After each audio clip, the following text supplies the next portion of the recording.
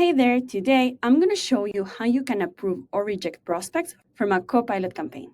So you're going to navigate to the campaigns, you're going to choose the campaign that you need to approve prospects, and then you will see here the prospects. You can always filter by waiting for review. Here we have two. There's a few ways of how you can approve them or reject them. The first one is by selecting them, and then you can approve or reject.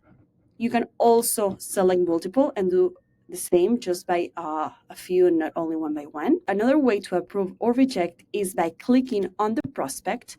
It will pop up this on the right side, which you can go over the different messages. And if you don't like them, you can edit them or manually, for example.